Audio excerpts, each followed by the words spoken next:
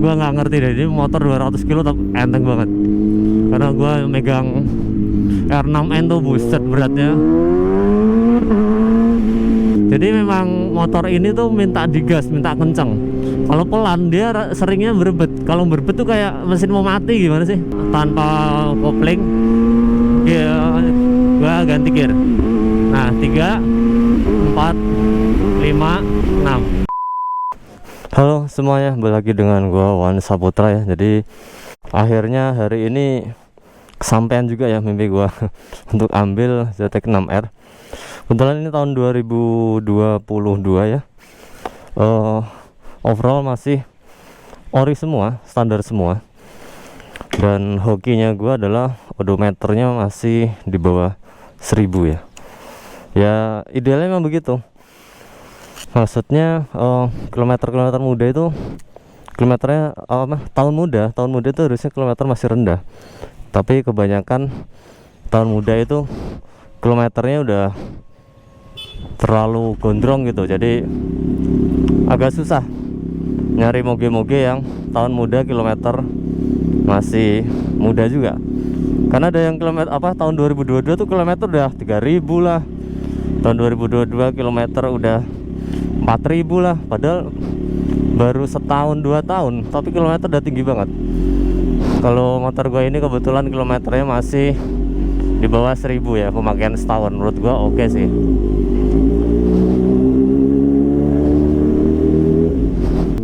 Ini motor sport fairing pertama gue ya. Sebelumnya gue emang punya R6N. Kalau gue pakai ZX6, gue tarik rasanya sama nggak deh Pak? Wah beda sih.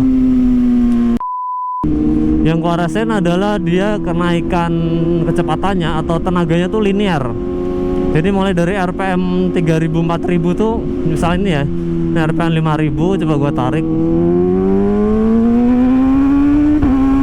Nah itu rasanya yang gua rasakan. Wih, minta keber ya.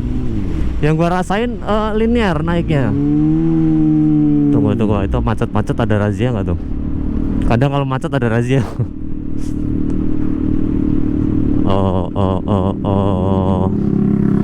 Aman. Ya itu tadi ya. Jadi kalau ZX6 itu rasanya naiknya linear gitu. Naiknya konstan. Menambah kecepatannya konstan. Tenaganya ngisi terus lah ibaratnya. Jadi mulai dari RPM bawah, RPM gue rasain RPM 4 ya, RPM 4 sampai tadi RPM berapa? 8000 9000 ya. Itu ngisi terus tenaganya. Gue belum coba RPM tinggi ya, 14000 15000 belum coba karena tadi tracknya masih pendek. Cuman impresi pertama gue memang ini linear banget, enak, nggak ngagetin. Kalau R6 itu ngagetin ya, kalau ini nggak ngagetin. Dan memang tenaganya besar ya, tenaganya tuh hampir 130 horsepower. Hampir 130 horsepower.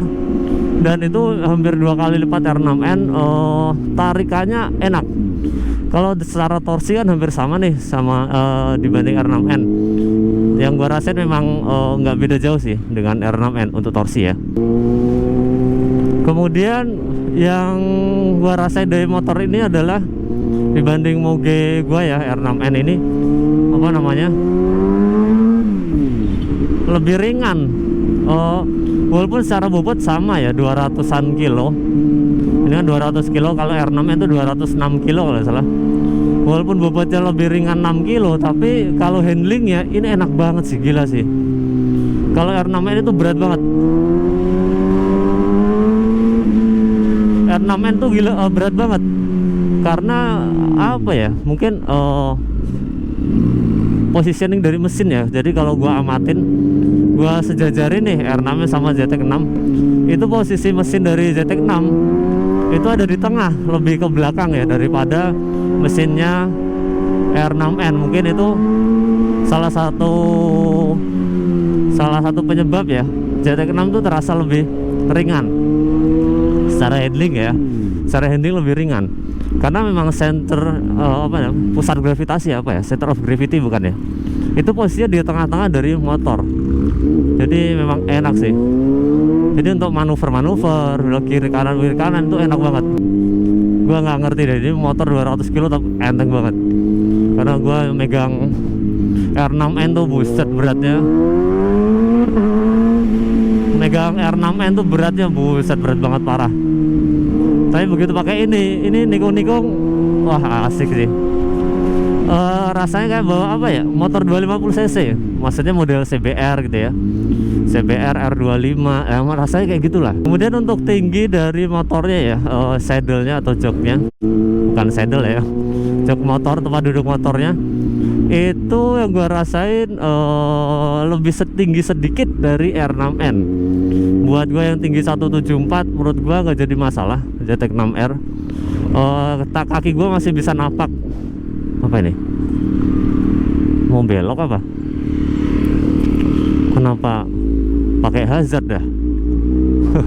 Gak jelas.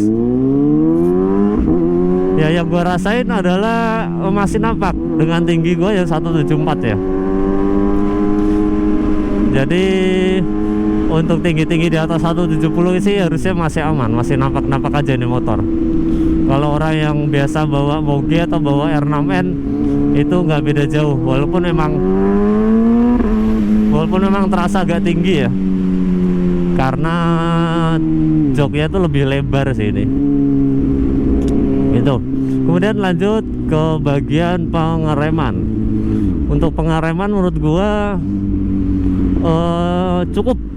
Menurut gua cukupnya itu cukup ke arah nggak kedodoran, udah bisa dan udah mampu menahan laju kendaraan lah dan menahan berat kendaraan. Jadi walaupun ini masih pakai Nissin ya, tapi menurut gua cukup sih. Maksudnya nggak yang harus diganti, nggak harus di-upgrade menurut gua ya. Karena kalau untuk pemakaian biasa, nggak yang di sirkuit ya, nggak yang untuk track use, ini masih cukup, masih mumpuni gitu. Untuk rem depannya menurut gua enak banget.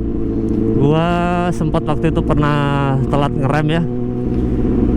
Kemarin gua cobain motor ini, telat ngerem sedikit, itu pun masih bisa ngejar remnya. Maksudnya nggak yang sampai kedodoran banget, nggak. Rem depan oke, kemudian rem belakang menurut gua standar lah. Rata-rata rem belakangan seperti itu ya. Jadi menurut gua untuk pengereman nggak suatu hal yang harus di-upgrade. Tapi kalau memang ada dananya di-upgrade itu lebih bagus. Karena motor-motor begini kan kalau buat pelan itu dia berebet, jadi gatal tangannya, bawaannya pengen kenceng. Nah kalau kenceng dan remnya udah di-upgrade semua kan asik gitu, lebih nyaman. Kemudian selanjutnya adalah motor ini tuh minta kenceng ya, gimana ya, gasnya tuh minta dibuka besar. Kalau gue pakai RPM 2000 aja dia berebet ya.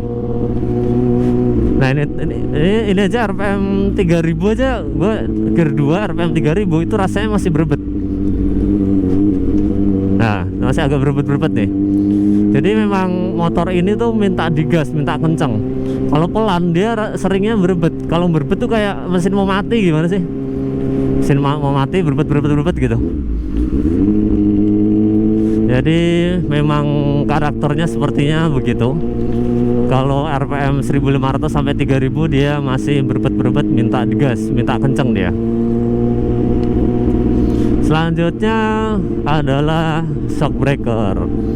Yang gua rasain shock breakernya, walaupun ini settingannya untuk sport ya, untuk untuk di sirkuit maksudnya udah bisa ya dipakai di sirkuit dengan kondisi shock breaker yang bawaan.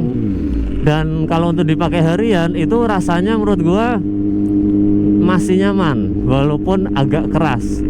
Tapi kerasnya itu enggak yang keras mengganggu, enggak sih. Masih nyaman banget sih menurut gua. Ini masih nyaman banget. Jadi terutama tuh jalan yang aspal ya. Tapi kalau ketemu jalan yang nggak rata, jelek, itu mulai mengganggu. Jadi mulai kerasnya mulai kerasa. Terutama apa ya, sok belakang sih kalau gue itu agak keras. Sok belakang agak keras. Jadi kalau ketemu jalan yang agak gelombang gitu ya, itu rasanya lompat-lompat sih gitu. Kalau sok depan sih menurut gue oke-oke aja, walaupun memang agak keras sedikit ya, tapi menurut gue bisa ditoleransi. Dan kalau dengan shockbreaker seperti ini, gua rasa untuk harian masih cukup oke, walaupun memang pasti kalau dipakai jalan jauh agak sakit ya, sakit pinggang mungkin dan badan karena shockbreakernya agak keras. Kemudian riding positionnya, posisi mengemudi menurut gua ini nunduk banget sih. Ini nunduk banget menurut gua dibanding yang lain ya. Ya gue nggak tahu moge sport yang lain seperti apa, cuman kalau gue bandingin kayak CBR 250 ya, apalagi kayak motor naked itu jauh banget. Cuman menurut gue yang beberapa kali nyobain CBR 250 ya, ini motor cukup nunduk, parah sih nunduknya sih. Buat orang yang tidak terbiasa kayak gue gini ya, ini rasanya pegel banget. Tapi harusnya lama-lama badan kita akan menyesuaikan dan akan terbiasa sih, nggak masalah. Kompresi memang tinggi ya, 12,9. Efek dari kompresi tinggi adalah panas coy. Ini kalau udah kena 100 derajat kan, kipas radiator muter nih, itu panasnya kerasa sih. Walaupun menurut gua panasnya itu nggak yang bikin terpanggang gitu, enggak sih, tapi kerasa. Apalagi kalau siang-siang gitu kan. Kemarin gua sempat bawa sekali siang hari, panas terik, macet lagi. Wah buset di kaki. Padahal gua udah pakai celana panjang jeans, udah pakai kaos kaki, udah pakai sepatu ya.